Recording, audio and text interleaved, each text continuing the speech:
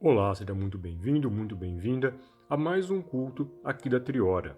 Eu sou o Pretor Augusto, eu queria saudar você que nos acompanha aí da sua casa, aí do seu coven e também você que está aqui presencialmente. É uma honra e uma alegria poder celebrar mais um culto em honra a deusa Minerva junto com você. Sempre quando iniciamos um culto, eu gosto de lembrar, principalmente para quem acompanha o culto à distância, que você está participando de um culto sagrado e não meramente vendo um vídeo ou ouvindo um áudio. Então participa com devoção para o que você está fazendo, para se dedicar a esse momento ao culto. Você está na presença do divino, na presença de Minerva. Teremos também o banquete sagrado. Então, se você não preparou o seu banquete ainda, corre lá, separa um pouco de pão ou bolo e suco de uva ou de maçã. Caso você não tenha suco de uva nem de maçã, você pode fazer emergencialmente com água também. Sempre iniciamos o nosso culto com os pedidos e as intenções. Aquilo que gostaríamos de receber do divino como bênção na nossa vida. Só que hoje faremos um pouco diferente. Esse aqui já é o nosso quinto culto em honra à deusa Minerva, e muitas bênçãos foram derramadas na nossa vida durante esse período. São inúmeros relatos de irmãos e irmãs da Triora que receberam bênçãos, receberam graças das mãos da deusa Minerva, acompanhando os cultos em honra à deusa Minerva, também em honra à deusa Diana, nos cultos da Triora de forma geral. Então hoje eu queria te convidar a exercer a gratidão. Traz à sua memória todas as bênçãos que você recebeu, seja das mãos de Minerva, ou das mãos do seu Deus de devoção, ou mesmo para você que não tem um Deus de devoção, mas você pede diretamente ao divino, recobra todas as bênçãos e graças que foram concedidas a você até esse momento. Eu sei que são infinitas, e é muito difícil da gente conseguir lembrar de todas, mas tenta lembrar de algumas, aquelas bênçãos que foram muito especiais para você, aqueles pedidos pelos quais você orou muito, e a graça foi concedida. Então nesse momento abaixa sua cabeça e dentro do seu coração expressa diante de Minerva quanto que você é grato, quanto que você é grata.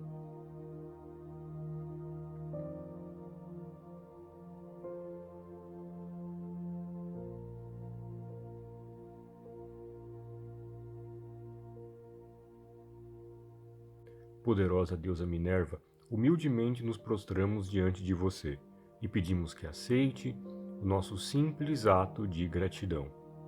Que assim seja, que assim se faça.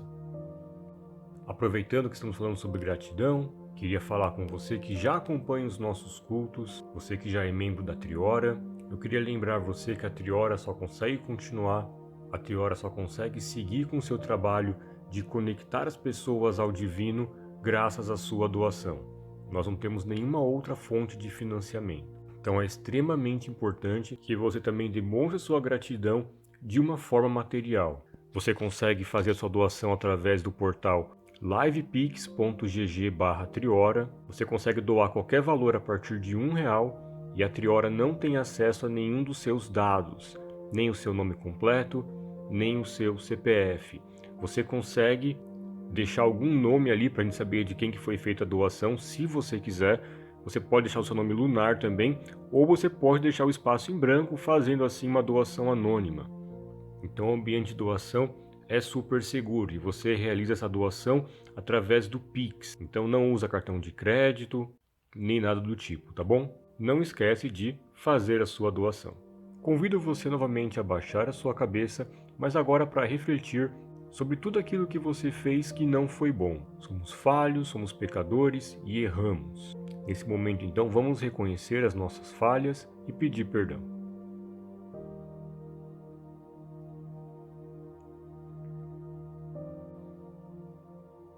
Poderosa deusa Minerva, em sua infinita bondade, perdoe os nossos atos falhos, que assim seja, que assim se faça. Mais tranquilos então, sabendo que reconhecemos as nossas falhas, vamos agora então passar para a próxima parte do nosso culto, que é a ministração. Hoje, na nossa ministração, vou trazer um tema, na verdade, tentar responder uma pergunta muito recorrente. As pessoas sempre me perguntam assim: Augusto, quero aprender mais sobre o Wicca, quero aprender mais sobre a nossa religião, sobre o paganismo. Me indica alguns livros, me indica alguns grimórios. Essa pergunta é muito recorrente e eu sempre tenho dificuldade em responder essa pergunta, porque eu não sei exatamente o que a pessoa entende por Wicca, o que a pessoa entende por Grimório, ou mesmo o que a pessoa entende por paganismo. É algo complexo de ser respondido, então eu vou abordar hoje aqui nessa ministração. Antes então de eu responder para vocês e indicar alguns autores para vocês, a gente tem que rever alguns conceitos. Vamos começar pelo óbvio, tá? Vivemos tempos aí onde o óbvio tem que ser dito. Primeiro as coisas existem, depois elas são nomeadas. Imagina a água. Chamamos em português de água. Em inglês americano, water. Em russo, voda, e por aí vai. Eu não sei exatamente a etimologia dessas palavras e quando que elas foram usadas pela primeira vez. Com certeza teve uma evolução, elas não nasceram dessa forma, mas também com certeza a água não passou a existir quando alguém foi lá e nomeou água. A água já existia, assim como o sol já existia antes de alguém nomeá-lo como sol. Hoje aí acontece as pessoas descobrirem estrelas, descobrirem planetas, e vão lá e nomeiam essas estrelas, né, por exemplo. Só que a estrela não passa a existir quando ela foi nomeada. Tá? Então, primeira coisa, existe e depois ela é nomeada. O nome Wicca foi criado por Gerald Gardner, mais ou menos ali na década de 40. Só que a prática espiritual que hoje entendemos como Wicca não foi criada por ele. E quem já leu Gerald Gardner sabe que em nenhum momento ele arroga para si o papel de fundador da Wicca ou de criador da Wicca. Ao contrário, ele fala que é alguém que veio para dar luz a uma espiritualidade que era pouco conhecida. Ele vem revelar uma espiritualidade que era pouco conhecida ou pouco difundida. E para isso ele cria o nome Wicca, mas ele não cria a prática espiritual. Então você falar que a Wicca começou na década de 40, tem um wicano que fala isso, tá? Que a Wicca começou na década de 40. É uma visão muito míope e que induz a vários erros ali, né? O nome Wicca surgiu na década de 40. O Gardner tem muito mérito em ter criado esse nome, porque uma vez que nós temos um nome, fica mais fácil para ter aquele senso de identidade. Ah, você é wicano? Sou. Pô, eu também sou wicano. Então cria aquele senso de identidade, uma bandeira única. E esse mérito sim a gente deve ao Gardner. Hoje a Wicca ela é reconhecida como religião oficial na maioria dos países do mundo, exceto no mundo islâmico, né? Os países cristãos admitem o Wicca como uma religião oficial. Israel admite o Wicca como religião oficial. Inclusive, o wicano, né, a pessoa que se identifica como wicana mesmo, propriamente dita, mais velha do mundo, era de Israel. E tem uma comunidade forte de wicanos e pagãos em Israel, tá? Só para você poder saber, muita gente ataca Israel, critica Israel. No Oriente Médio, o único lugar onde a Wicca pode ser praticada é em Israel. Mas esse é o mérito do Gardner, criar um nome.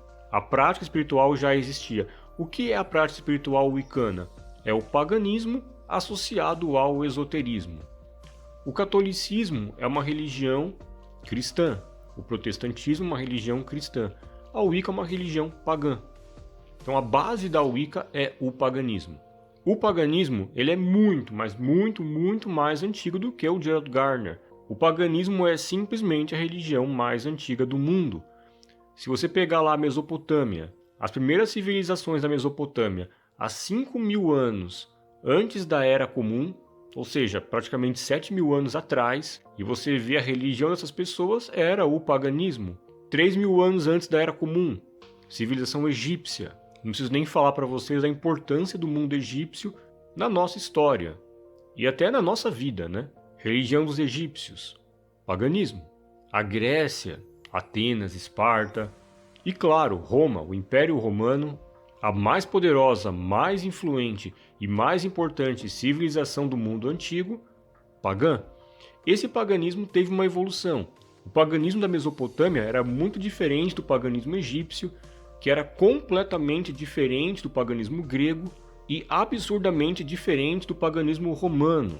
E mesmo o paganismo romano, se você pegar o paganismo lá da Era da República, de Cícero, de Cato, era muito diferente já do paganismo, por exemplo, da Era de Augusto, que já é completamente diferente do paganismo da Era de Marco Aurélio, que já é um paganismo muito mais monoteísta.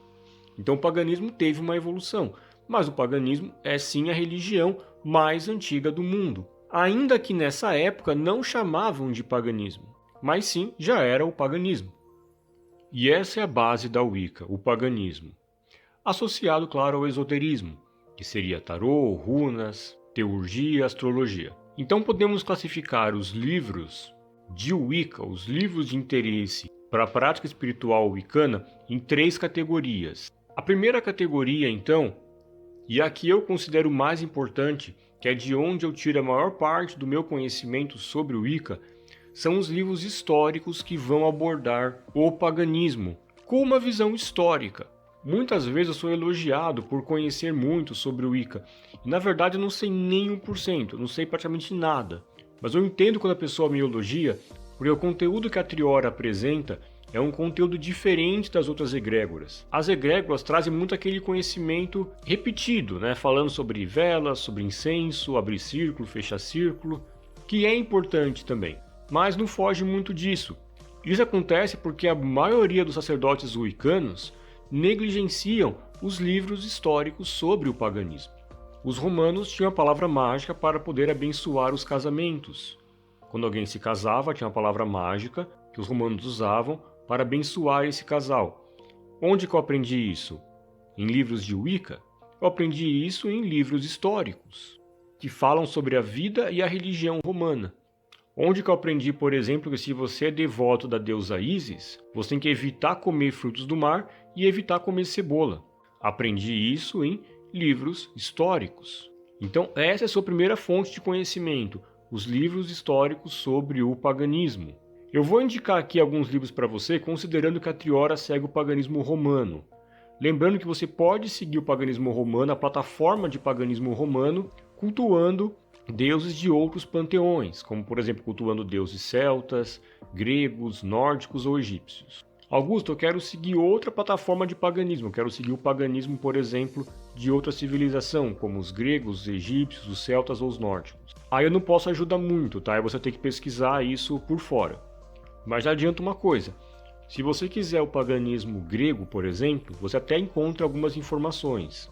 Tem até bastante informação disponível sobre o paganismo grego, tá? O egípcio também você encontra alguma coisa. Agora, se você escolher, por exemplo, o paganismo celta, você vai ter muita dificuldade em encontrar. Os celtas, eles não chegaram a ser uma civilização, eram povos, tribos, mais ou menos igual aos nossos índios aqui no Brasil. Então eles deixaram muito pouco registro. O que você tem sobre os celtas são mitos, lendas, histórias, que muitas delas foram escritas muito tempo depois. Documentos com valor histórico mesmo, fontes com valor histórico, tem muito pouco. Olha só, para você ter uma noção, o Império Romano gostava muito de registro. Tinham diversos prédios públicos destinados a armazenar documentos, tinham profissionais especializados em fazer registros. Então o Império Romano registrava tudo. E hoje o que temos acesso de documentos do Império Romano é 1%. 99% foi perdido para sempre. Estamos falando do povo mais organizado, mais evoluído da antiguidade e que registrava tudo. E só temos acesso a 1%. 99% foi perdido para sempre. Então você imagina os outros povos que não tinham a mesma estrutura, que não tinham o mesmo cuidado. Toma cuidado também para vocês não confundirem, pessoal, lendas com documentos históricos. Em Roma, por exemplo, Júlio César existiu, Cato existiu, Augusto existiu. Isso é histórico, isso é dado. Cícero existiu, Trajano existiu. Isso é comprovado historicamente. Rômulo, o fundador de Roma, é lenda. E principalmente quando se trata do povo celta, tem muita gente que leva a lenda ao pé da letra como se fosse algo real que aconteceu. Então tem muita coisa que é lenda, que é narrativa, que pode ser verdade ou não. Roma foi fundada com Rômulo e Remo, que foram alimentados por uma loba? Não se sabe, porque é narrativa, é lenda, é conto. Mas se você quiser, como a Triora, seguir a base do paganismo romano, eu indico para vocês os livros da Mary Beard e os livros do Pierre Grimal. São livros históricos, não tem um viés sacerdotal, mas tem muito conhecimento sobre o paganismo romano. Livros de esoterismo, tá? Que não são de Wicca, tá? Nominalmente, mas que fazem parte da vida sacerdotal wicana. Aí tem vários. Eu gosto muito de tarô. De tarô, o principal é Stuart Kaplan. Ele é a principal fonte. Ele escreve em inglês, embora você encontre alguns trabalhos dele em português também. Sobre teurgia, o principal é o Eliphas Levi, sem dúvida nenhuma. Tem que ler com muito cuidado Eliphas Levi, de preferência com acompanhamento de algum sacerdote, mas é uma leitura muito importante. O grimório dele que eu mais indico é A Chave dos Grandes Mistérios. É uma leitura longa, difícil, que se você não entender você se perde, mas ali você entende muita coisa, por exemplo, por que o espiritismo não pode ser aceito na Wicca, entre outras coisas ali. Agora falando sobre os livros de Wicca propriamente ditos. Livros que têm o Wicca no título ou que o autor se identifica como wiccano. Infelizmente são poucos. Por isso que o pessoal que foca muito na palavra se prende muito ao termo Wicca, e o pessoal fala que só serve o que for livro ou que tenha o Wicca no nome ou que o autor é wiccano, acaba perdendo assim boa parte do que seria o conhecimento necessário de um sacerdote wiccano. Se você pegar esses livros de Wicca e você olhar a bibliografia deles, ela é composta basicamente por quê? Livros históricos sobre paganismo e esoterismo. Pouco ali é fonte primária, né? O Scott Cunningham tem diversos grimórios, diversos livros, só que eles são muito parecidos. Você encontra em português, mas eu não sei como é que são os títulos em português, tá? Mas são muito parecidos os grimórios do Scott Cunningham. Earth Power, Living Wicca, The Truth About the Witchcraft Today. Então são alguns grimórios que ele tem ali que nos ajudam, que são bacanas, tá? O Scott Cunningham também tem algumas enciclopédias incríveis. Ele tem uma enciclopédia de ervas, que é um herbário mágico. Eu acho que o herbário mágico mais completo e mais importante da história é do Cunningham. Ele tem também um sobre cristais. O Cunningham é excelente. Aqui no Brasil temos a Ed Van Foo, e eu acho que a pessoa mais importante por fazer a Wicca avançar no Brasil é a Ed Van Foo. Nem ela mesma sabe a importância, tem noção da importância que ela teve para os wiccanos brasileiros. A Ed Van Foo é incrível, tem muito conhecimento. Porém, ela mistura também um pouco o Wicca com outras religiões ali, então tem que ficar esperto, tá? Quem vai ler Ed Van Foo, pede acompanhamento de algum sacerdote, porque a Ed Van Foo mistura muito a Wicca com outras religiões, que eu não posso citar aqui, para não ser chamado de preconceituoso, né? Mas tem que ir com cuidado quando você vai ler Ed Van Foo. Todo grimório que você vai ler, seja um livro histórico, um livro de esoterismo e principalmente livros de Wicca nominal, você não pode levar nenhum deles a valor de face. Você não pode levá-lo como um livro divino, igual os cristãos têm a Bíblia. São grimórios, livros sagrados, sim. Tem que ser manuseados com respeito. Então, um livro de Wicca, ou mesmo um livro histórico, que pode ser usado para a sua prática sacerdotal, tem que ser manuseado e tratado com respeito, com carinho. É um livro que vai aumentar a sua conexão com Deus. Não é um livro de história, uma ficção que está lendo ali para se divertir, não. É um livro importante para o seu sacerdócio, então trata com respeito. Porém, você tem que ler com um olhar crítico. Não é tudo ali que vai servir para a sua prática sacerdotal. Para ficar em um exemplo, tá? Em um exemplo, pegando Scott Cunningham, sou super fã, amo o trabalho dele. Falando sobre sacerdotes wiccanos, nominalmente falando, que se identificavam como wiccanos, eu acho que ele é o mais importante. Eu tenho como um expoente. Mesmo Scott Cunningham, algumas coisas que ele fala não se aplica à nossa vertente de Wicca, principalmente ao paganismo romano. A característica principal do paganismo romano é a busca de Deus no seu dia a dia. Os outros falam com uma visão pragmática da fé pagã ou da fé wiccana. E é verdade. O romano ele aprendeu muito com os gregos, ele aprendeu muito com os egípcios, mas pro romano só valia aquilo que cabia no dia a dia do cidadão romano. O que era muito complexo ou muito difícil, ou que não convinha para ele poder fazer, ele simplesmente não fazia e adaptava. E assim a Triora leva o paganismo também, uma conexão com Deus de um jeito mais simples possível. O Scott Cunningham, a base dele é o paganismo celta, então vai ter várias diferenças ali. Uma delas, a questão de abrir círculo e fechar círculo, já falei várias vezes sobre isso.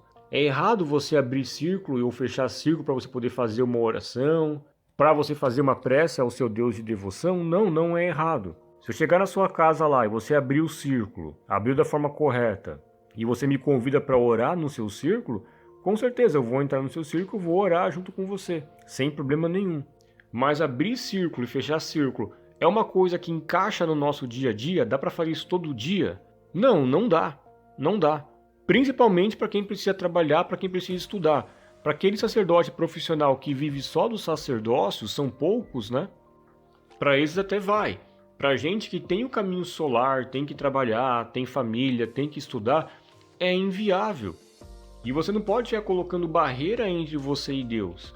A proposta de qualquer religião, vem até do nome, né? Religião, de religar, é buscar conexão com Deus e não colocar barreira. E o círculo é uma barreira. Tem gente que acha que você não pode orar sem fazer um círculo. Então você tem que ir separando aquilo que aplica para a sua vida e aquilo que não aplica para a sua vida. Na representação dos elementos, o Cunningham se baseia muito na alta magia. A Triora se baseia na baixa magia. Então tem algumas diferenças e tudo que você vai ler de grimório, de produção espiritual, você tem que ver o que encaixa ou não na sua prática espiritual e no dia a dia. Então, resumindo, é o seguinte: busca esses grimórios, busca esse conhecimento, busca esses livros, lê, estuda, se dedica, vai atrás. Mas não leva nada a valor de face e sempre entre em contato com a sua egrégora para a sua egrégora orientar a sua prática espiritual. Assim você vai conseguir ter um contato com Deus muito mais próximo, muito mais legítimo, abençoando a sua vida e a vida das pessoas que estão ao seu redor também. É isso, né? Uma ministração bem importante. Convido você a baixar sua cabeça novamente para que possamos refletir um pouco sobre essas palavras.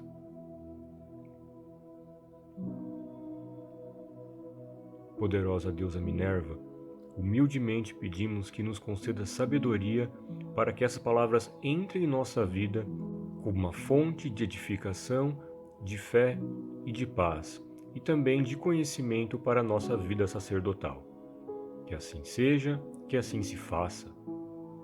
Antes de seguirmos para o banquete sagrado, vamos apresentar diante de Minerva as nossas ofertas.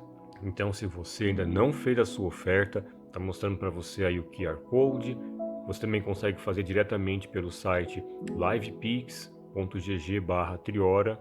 Você consegue fazer qualquer oferta por Pix a partir de R$1 e você consegue inserir o seu nome ali, se assim você quiser. Você pode colocar o seu nome lunar ou mesmo deixar em branco fazendo uma doação anônima. Mas eu aconselho que você coloque o seu nome, porque a gente sempre faz uma oração especial para todos aqueles que doaram. E eu acho importante falar que não importa o valor, é importante você fazer a sua doação. Às vezes você pensa assim, poxa, mas uma doação de R$1, uma doação de R$2 não vai ajudar. Sim, vai ajudar sim. Se todo mundo que assistiu o vídeo doar R$2, já ajuda bastante a Triora a continuar com os cultos e a continuar levando fé e esperança para aquelas pessoas que não se identificam com as religiões tradicionais. Então, nesse momento, com muita fé, apresenta a sua oferta.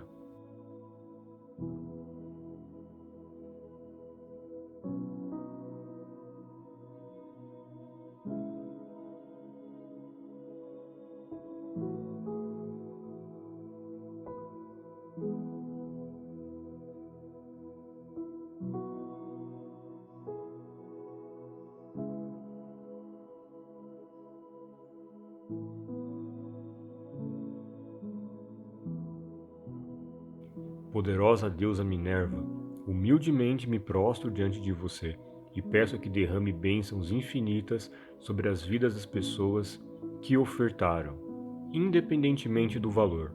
Abençoe essas pessoas, o trabalho delas, os estudos, a família, que as pessoas desfrutem de paz, de sabedoria e também de prosperidade. Que assim seja, que assim se faça. Vamos seguir agora para o banquete sagrado. Para você que é wicano, principalmente para quem segue o paganismo romano, que é o nosso caso, sabe a importância que o banquete sagrado tem na nossa espiritualidade. O banquete sagrado é a base da espiritualidade do paganismo romano. Esse momento é muito sublime para quem pratica o paganismo romano. O banquete sagrado é uma refeição partilhada com Deus. Nesse momento especial, partilhado com a deusa Minerva. Então vou pedir que em um instante você se prepare para esse momento. Prepara a sua mente, prepara o seu coração e prepara o seu espírito para esse momento sublime que é o momento mais bonito e mais importante do seu dia.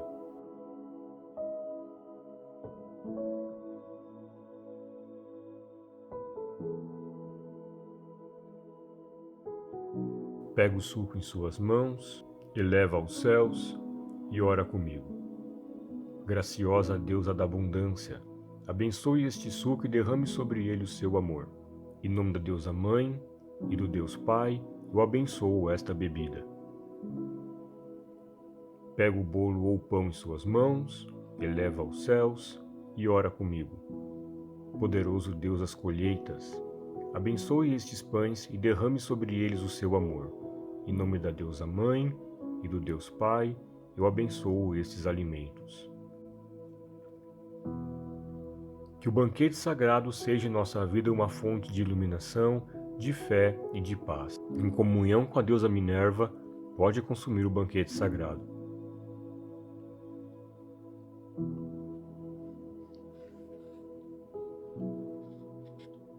Se você participou desse momento com devoção e com amor, você sentiu o toque do divino. Você sentiu um arrepio, você sentiu um calor, você sentiu um frescor, você sentiu alguma coisa inexplicável. Você sentiu o toque de Deus. E esse toque não é apenas emocional, tá? Esse toque ele vem com prosperidade, ele vem com paz, ele vem com proteção. Creia nisso, você está sendo abençoado nesse momento. Está mostrando na tela para você então a oração à deusa Minerva. Uma dica, tá? É legal você ter essa oração impressa com você ou copiada e você fazer essa oração sempre. Faz essa oração constantemente. Vamos orar juntos então? Minerva, deusa da sabedoria e da estratégia, nesse momento eu me volto a você, que sua luz ilumine meu caminho e que sua sabedoria oriente a minha vida. Minerva, deusa da coragem e da estratégia, esteja comigo também nos desafios da vida, que sua força me ajude a enfrentar todos os obstáculos. Minerva, guardiã do conhecimento. Minerva, senhora das artes. Minerva, deusa da coragem. Minerva, origem da sabedoria. Aceite minha homenagem e oração. Seja em minha vida fonte de proteção, fé e paz. Que sua presença continue a iluminar o meu caminho. Que assim seja, que assim se faça.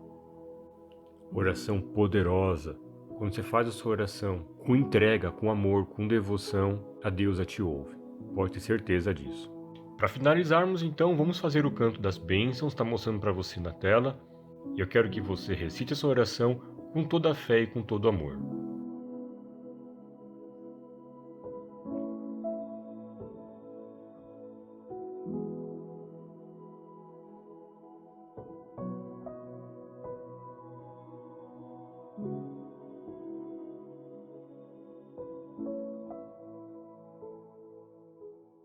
Que assim seja, que assim se faça.